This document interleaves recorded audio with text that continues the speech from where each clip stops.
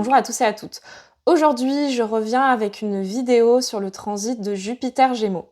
Alors j'ai bien cru ne jamais pouvoir tourner cette vidéo parce que je me suis fait voler mon micro dans la boîte aux lettres, mon nouveau micro, puisque l'ancien ne marchait plus.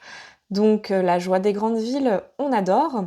Donc voilà, du coup, j'ai mis beaucoup de temps à pouvoir me le faire rembourser, m'en faire renvoyer un autre et je suis plutôt contente du résultat puisqu'il a l'air de plutôt bien fonctionner. Ce sera plus agréable pour les oreilles de tout le monde que l'ancien micro qui produisait des bruits de couac. Le sujet du jour, c'est le transit de Jupiter en Gémeaux. Jupiter met environ 12 ans à faire le tour du zodiaque et reste à peu près un an, parfois un poil plus, dans chacun des signes du zodiaque. La Jupiter entrera dans le signe des Gémeaux le 26 mai 2024 et il y restera jusqu'au 10 juin 2025. Pour moi, c'est un transit assez long pour que ça mérite vraiment qu'on s'y arrête et qu'on essaie de le comprendre. Déjà, je vous propose de vous parler de l'énergie de Jupiter dans la mythologie. Alors Jupiter pour les Romains ou Zeus pour les Grecs, c'est le dieu suprême, le dieu des dieux, celui qui siège sur l'Olympe. Il est placé au sommet de l'échelle sociale des dieux, il régit les lois pour les hommes et les dieux, et au niveau du coup de son tempérament, on ne peut pas vraiment dire qu'il soit vraiment connu pour être vraiment quelqu'un de très humble. Il est plutôt connu pour ses crises de colère au cours desquelles il fait tomber la foudre, puisque dans ses attributs on retrouve l'éclair. Il est aussi connu pour ses excès de fête, donc c'est un bon vivant, un épicurien, un don Juan aussi, avec les femmes, puisqu'il est marié à Héra chez les Grecs ou Junon pour les Romains, mais qu'il trompe clairement à tour de bras, de manière très fréquente, en n'hésitant pas à se déguiser, à utiliser des supercheries, enfin bon, tous les moyens sont bons pour séduire l'objet de son désir du moment. C'est intéressant de faire un rapport entre le personnage mythologique attribué à cette planète et le fonctionnement astronomique de Jupiter. Jupiter, c'est quand même la plus grosse planète du système solaire. Elle a un diamètre 11 fois plus grand que celui de la Terre. Cette immense masse, elle a eu et elle exerce encore une grande influence gravitationnelle sur notre système solaire. Elle a au moins 79 satellites ou lunes connues qui gravitent du coup autour d'elle. Et si on fait le parallèle avec sa symbolique astro, c'est là que ça devient intéressant parce qu'on a bien affaire à une énergie d'expansion qui grossit, qui attire à soi. Dans la symbolique astrologique, sur le plan personnel, notre Jupiter natal, c'est vraiment une planète au service de notre expansion, de notre épanouissement. C'est une planète qui parle des manières qu'on a à notre disposition pour réussir socialement. C'est une zone de générosité. Quel type d'énergie on a à offrir au collectif, dans notre vie socio-professionnelle notamment. Cette planète commence à faire la jonction entre les personnels et Saturne. Je vais essayer de vous mettre un petit schéma à l'écran avant d'aller sur les planètes collectives. Donc c'est une catégorie de planètes un peu à part entre les planètes personnelles, on va dire jusqu'à Mars. Et puis pour moi, Jupiter et Saturne sont dans une catégorie un petit peu à part avant qu'on bascule sur les transpersonnels. Comme c'est une planète entre deux qui n'est ni vraiment personnelle puisqu'elle commence à marquer des classes d'âge, ni vraiment transpersonnelle, on va dire qu'elle parle quand même de l'intégration dans le groupe et le socio-professionnel. C'est pour ça que je vous parle de ça. Donc Jupiter va aussi parler de notre sociabilité au sein du groupe, notre rapport social, notre manière de nous insérer dans la société. Les qualités pour lesquelles on peut être reconnu par le groupe, la société, notamment le signe dans lequel se trouve notre Jupiter, souvent, on va pouvoir s'insérer socialement grâce à ces qualités-là ou naviguer dans le groupe ou dans la sphère socio-professionnelle grâce à ces qualités-là. C'est pour ça que Jupiter, c'est une énergie au service de notre positionnement socio-professionnel. En analogie à la figure mythologique de Zeus, Jupiter va représenter la morale, la loi, la justice, puisqu'on a dit que Zeus, c'est le dieu des dieux, il est en haut de l'échelle, c'est lui qui fait les lois, les règles. Donc ça va être aussi le rapport à l'autorité, dans le sens vraiment des principes qui vont ordonner la société. Donc ça peut représenter Jupiter des grandes figures comme les avocats, les magistrats, les hommes politiques, les médecins, les enseignants. Toutes ces figures un peu d'autorité, on va dire, ou qui ont une forme de savoir, des connaissances que n'ont pas tout le monde et une place particulière dans la société, peuvent être représentées par un fort Jupiter. Quand il y a des transits particuliers de Jupiter, souvent il y a des choses importantes qui peuvent bouger en lien à des modifications de lois qui peuvent impacter le collectif. En signe, Jupiter, je vous le disais, c'est la qualité d'énergie qui favorise notre croissance, qui nous rend joyeux, optimistes, et qui parle des manières de se sentir accompli. À titre personnel, le Jupiter Gémeaux, il va déjà chez chacun d'entre nous venir activer, grossir, faire un effet loup sur les maisons occupées par le signe des Gémeaux. Donc les domaines de vie qui sont impactés, qui sont liés à ces maisons occupées par le signe des Gémeaux dans vos thèmes natals vont être grossis, vont prendre de l'importance durant la prochaine année jusqu'en juin 2025. Si vous avez des planètes en Gémeaux, même schmilblick, Jupiter va venir amplifier, grossir les traits des planètes touchées. Je fais une petite parenthèse pour vous dire d'ailleurs que je réouvre à nouveau une série de mini-consultations. J'ouvre 15 places pour étudier l'impact de ce mouvement de Jupiter sur votre thème et on regardera au fur et à mesure qu'il va avancer dans l'année s'il vient se positionner dans quelle maison, sur certaines de vos planètes, est-ce qu'il génère des aspects. Pour réserver, ça se passe en dessous, sous la vidéo, je vais mettre le lien.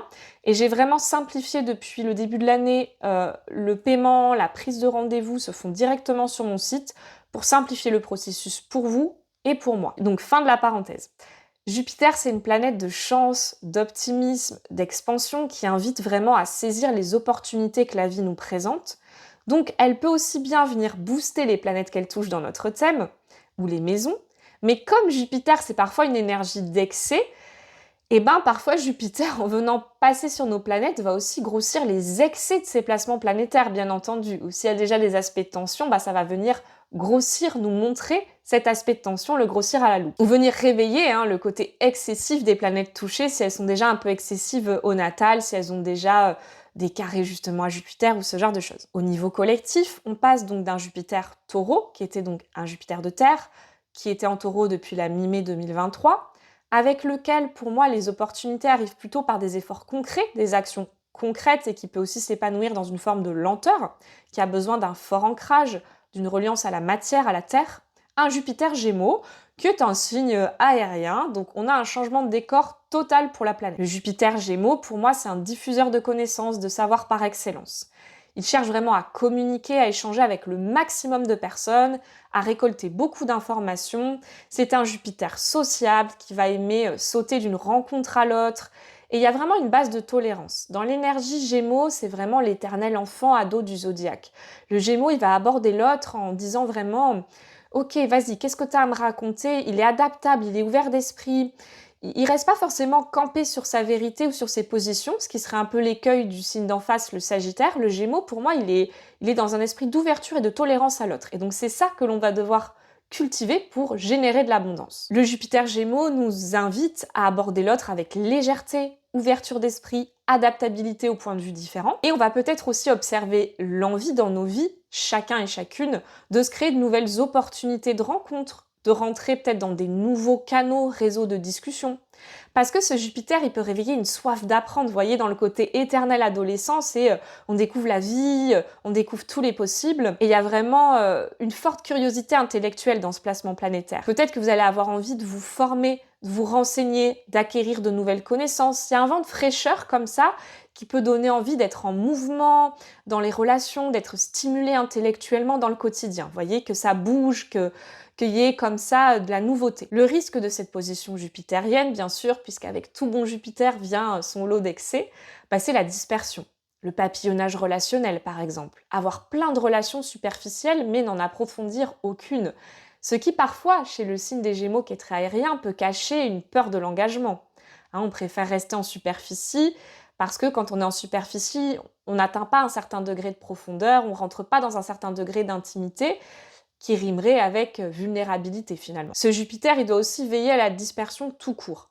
Le signe des Gémeaux a une soif de curiosité, mais ça peut vite se retourner contre lui parce qu'on peut vite être dans une multiplication des connaissances, des activités, au risque de se perdre et à force de faire plein de choses, d'être un touche-à-tout, de finalement n'être spécialiste de rien. Ce Jupiter est en exil dans le signe des Gémeaux. Pourquoi ? Parce que Jupiter est à domicile dans le signe du Sagittaire, qui est le signe opposé aux Gémeaux. Ce qui veut dire que Jupiter est vraiment une énergie de focalisation. Dans le signe du Sagittaire, on a vraiment cette flèche. J'ai pointé ma flèche dans cette direction. Mon cap, c'est ça, puisque si vous avez déjà essayé de tirer à l'arc ou tirer simplement sur un jeu de fléchettes, vous voyez bien que si vous ne visez pas votre cible, votre flèche va partir à côté. Tout simplement donc vous allez louper votre cible. Donc là, il y a le côté que à force de multiplier les relations, je peux perdre de vue mes objectifs, je peux n'en construire aucune, ou je peux dilapider mon énergie dans trop d'activités, trop d'informations, manquer de constance, et finalement ne rien faire aboutir à force de saupoudrer à droite ou à gauche. Donc ça, c'est vraiment l'écueil principal de ce Jupiter Gémeaux. Les natifs de Jupiter Gémeaux se reconnaîtront certainement là, parce que certes, il y a de belles facultés de curiosité pour communiquer, mais il y a un besoin de recentrage à certains moments pour éviter une dispersion, parce qu'il y a un risque de se lasser très très vite avec ce Jupiter Gémeaux. Sur le plan collectif, on va sûrement pouvoir observer le développement de nombreux canaux de communication. Il pourrait y avoir de nouveaux moyens de communication, d'autant plus que le jour de l'entrée de Jupiter dans le signe des Gémeaux, il va venir faire un trigone, donc un aspect fluide harmonieux au Pluton qui est en Verseau. Pluton qui est aussi dans un signe d'air, le Verseau qui va parler vraiment du groupe, de l'envie de se relier à des groupes, de l'envie de trouver des personnes avec lesquelles on partage les mêmes idéaux. Le signe du Verseau, c'est ces deux petites ondes, et c'est trouver des gens avec qui on est sur la même longueur d'onde, avec qui on a les mêmes idées, avec qui on peut avoir des partages qui élèvent. Ça pourrait aussi nous parler d'avancées dans le domaine technologique, et puis, comme je vous disais, avoir de nouveaux espaces pour échanger ses points de vue, avec des personnes avec qui on partage un idéal, peut-être avoir envie de militer ou de défendre certaines convictions. Il pourrait aussi y avoir une explosion des offres de formation ou des ouvrages. On pourrait voir, je sais pas, on pourrait imaginer l'ouverture de beaucoup d'écoles, une multiplication des cursus et des sources d'arrivée d'infos, mais au risque de s'y perdre. Parce que Jupiter, je l'ai dit, ça peut être une énergie excessive. Donc c'est vrai que ça pourra être nécessaire pendant toute la durée du transit, donc pendant jusque juin 2025, de veiller à opérer un tri au niveau de ces multiples activités, voyez, de sélectionner les canaux d'infos, d'avoir de l'info de qualité, de sélectionner quelles sollicitations relationnelles on a, au risque de s'épuiser et de générer de la fatigue nerveuse si on court trop de lièvres à la fois, que ce soit relationnellement ou que ce soit au niveau des activités. Comme l'énergie de Jupiter, elle peut aussi concerner les lois, il pourrait y avoir des lois importantes en matière de communication, de télécommunication, ou une amplification aussi avec Pluton, de la surveillance, puisque Pluton peut représenter le pouvoir, les abus de pouvoir, par le biais des moyens de communication. On voit bien qu'on bascule dans un monde de plus en plus tout numérique, où on peut aussi être de plus en plus surveillé, fliqué, bien entendu. Il pourrait y avoir des arrêtés dans le domaine de la formation, des propositions de remaniement du système scolaire. Pourquoi pas aussi, puisque le signe des Gémeaux parle de la jeunesse, de la formation, des ados, etc. Je reviens un petit instant sur la carte du ciel au moment de l'entrée de Jupiter en Gémeaux. Jupiter sera conjoint à Vénus-Soleil. Donc c'est vrai qu'avec Vénus, il peut y avoir un vent de légèreté au moment de l'entrée de Jupiter en Gémeaux. La Vénus Gémeaux, elle a envie de se sociabiliser, elle a envie de rigoler, elle a envie de blaguer, elle a envie d'échanger, elle a pas forcément envie de rester seule. Et pour celles et ceux qui sont en gestation d'œuvres littéraires ou de formation, ça peut être vraiment le bon moment pour accoucher de vos programmes de formation ou accoucher de votre livre si vous êtes en train d'écrire un livre ou de la poésie, puisque le Gémeaux, c'est j'ai les mots. Puis le trigone avec Pluton Verseau donne vraiment de la profondeur à ce Jupiter. Comme je vous disais, on peut avoir envie de se relier, de rejoindre des groupes qui sont raccords avec nos valeurs, dans lesquels on sent qu'on peut partager des idéaux communs. On est sur une même longueur d'onde, on se rappelle ce petit glyphe du Verseau. Jupiter-Pluton peut aussi donner l'envie d'avoir une vie professionnelle ou une vie tout court, plus en raccord à nos motivations et nos valeurs profondes, qui on est au tréfonds de notre être. Puisque Jupiter, c'est une énergie d'épanouissement, d'intégration dans le socio-pro, et puis Pluton, c'est une énergie vraiment d'authenticité, vraiment de répondre à l'appel de son âme, d'enlever des masques et d'être authentique avec soi, et d'aller au tréfonds de son essence finalement. Ce sont aussi deux planètes d'autorité et de pouvoir, donc à voir, comme je vous disais, si on va pas pouvoir observer des excès d'autorité, notamment le contrôle de certaines communications ou de la rétention d'informations de la part des gouvernements. Voilà, faudra voir. Moi, j'ai pas ma petite boule de cristal, mais il faudra voir qu'est-ce que ça peut donner. J'émets des hypothèses, des pistes et c'est plus un espace pour réfléchir à ce qui pourrait se passer. Moi, j'adore cette position puisque c'est ma position natale, Jupiter Gémeaux. Donc d'ailleurs, si vous avez 12, 24, 36, 48 ans, 60 ans, 72 ans, vous vivrez pendant ce transit ce qu'on appelle un retour de Jupiter. Ce qui veut dire que Jupiter va revenir sur votre position natale, ce qui vous permet de réactualiser le potentiel natal porté par votre position de Jupiter, ce qui peut apporter certaines opportunités, certaines chances, mais aussi un temps pour travailler sur ses excès et sur tout ce que je viens de dire sur le Jupiter Gémeaux, puisque c'est aussi le vôtre, si vous êtes dans cette tranche d'âge-là. Vous l'avez compris, j'ai Jupiter en Gémeaux, et j'adore donc forcément transmettre, enseigner, donc je vais profiter de cette vidéo pour vous informer que j'ouvre les inscriptions pour les formations astrologiques de la rentrée 2024. Donc je vais prendre un petit temps maintenant pour vous détailler les différents programmes qui sont proposés. Donc il y en a des longs, des courts et pour tous les budgets. Si ça ne vous intéresse pas, vous pouvez arrêter là. Et merci d'être resté jusque-là pour en apprendre plus sur ce transit de Jupiter. Et sinon, restez avec moi si les formations que je donne peuvent vous intéresser. Déjà avant la rentrée, je propose une formation courte en 3 sessions visio de 2h30 sur l'astrologie relationnelle. Donc l'idée de cette formation, c'est pendant 3 sessions vraiment de vous donner un max de mes connaissances sur l'astrologie relationnelle. Quand on parle d'astrologie relationnelle, on ne parle pas que de compatibilité amoureuse. L'astrologie relationnelle se pratique avec n'importe qui. Un collègue, un associé de travail, un enfant, un parent, un conjoint bien sûr, un ami. Voilà, elle peut s'appliquer à tout type de relation. Donc l'idée c'est que on fasse vraiment un tour d'horizon détaillé avec pas mal de théories sur les différentes techniques qui existent, la synastrie, la comparaison de thèmes, le composite, c'est-à-dire quand on établit le thème de la relation, et qu'on pratique. Il ne reste plus que 3 places pour cette session, donc n'hésitez pas à vous inscrire rapidement si vous êtes intéressé via le lien en bas ou par mail. Pour les personnes qui souhaitent apprendre l'astrologie mais qui ont un petit budget ou qui n'ont pas envie de s'investir sur le temps, ou pour compléter des connaissances astrologiques que vous auriez déjà, je propose 2 programmes actuellement. Il y en a un sur la Lune, la position lunaire natale, qui est un programme franchement assez détaillé. C'est comme un mini cours sur la Lune. Là, il est à prix réduit jusqu'au 31 mai et il peut se prendre en option avec une consultation personnalisée sur votre thème. L'idée, c'est vraiment d'explorer la symbolique de la Lune en astrologie, se relier à l'archétype lunaire au travers de différentes pratiques, puisque ce programme comporte de la théorie astrologique, du yoga, des méditations et des exercices créatifs et introspectifs. Donc c'est un programme vraiment complet avec une base solide de théorie astrologique. Et ensuite, je propose toujours le coaching lunaison qui là vise plutôt à apprendre à interpréter l'impact des pleines lunes et nouvelles lunes sur votre vie et sur votre thème natal. Donc je passe maintenant à ce que je vais proposer à la rentrée. Je propose 2 cursus de cours sur une année.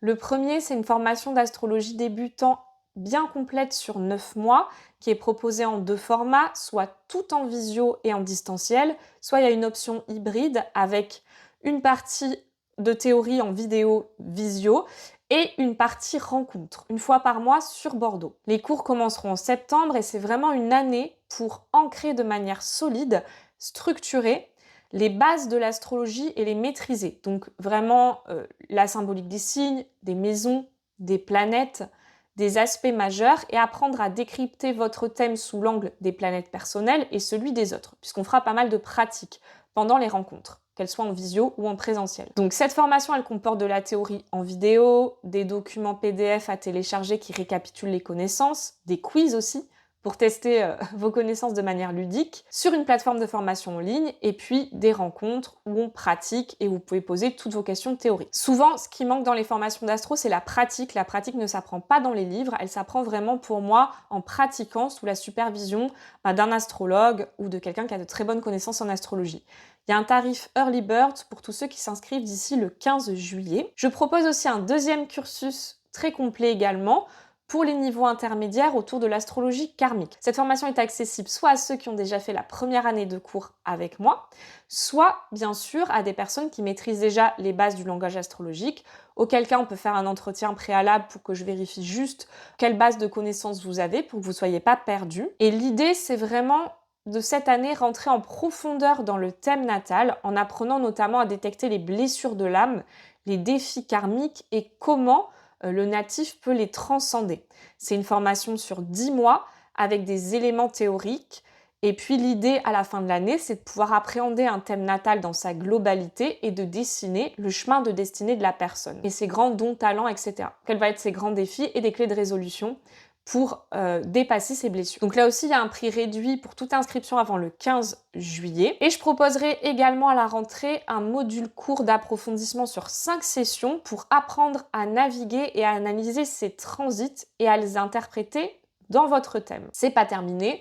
Une dernière proposition que je compte faire Eh bien, enfin 2 dernières, on voit bien que j'ai Jupiter Gémeaux. En ce moment, ma créativité est très présente et j'ai vraiment envie de transmettre l'astrologie. Donc je vais aussi ouvrir un espace de discussion à la rentrée qui sera nommé Boussole étoilée. C'est un rendez-vous en visio une fois par mois à un tout petit prix. L'idée, c'est de se retrouver, comme je vous disais, une fois par mois pour échanger autour de l'actualité astrologique de manière détaillée. Vous pourrez me poser toutes vos questions sur les lunaisons. Je vous ferai à chaque fois un topo sur les grands mouvements planétaires, l'actualité des rétrogradations, les grands changements de planètes lentes, notamment quand elles changent de signe. On n'étudiera pas vos thèmes dans cet espace, mais je proposerai une option cours particulier pour ceux qui veulent travailler de manière plus personnalisée au cours de cette année. Donc là, n'hésitez pas à m'envoyer un mail si ça vous intéresse, je vais mettre l'adresse mail sous la vidéo. Et enfin, je me tâte aussi depuis longtemps à ouvrir une formation d'1 an destinée aux thérapeutes qui voudraient avoir des bases astrologiques pour compléter leur activité. Si vous êtes par exemple hypnothérapeute, psychothérapeute, et que vous souhaitez ajouter de l'astrologie à votre pratique. Donc si ça vous intéresse aussi, n'hésitez pas à m'envoyer un mail et si j'ai suffisamment de participants, eh bien j'ouvrirai une session. Voilà, je vous remercie d'être resté jusque-là. Comme vous voyez, j'ai une créativité débordante, sans doute le retour de mon Jupiter Gémeaux, plus le transit du nœud nord Bélier sur mes placements Bélier. Et puis on se retrouve bientôt pour d'autres vidéos sur l'actualité astrologique. À tout bientôt!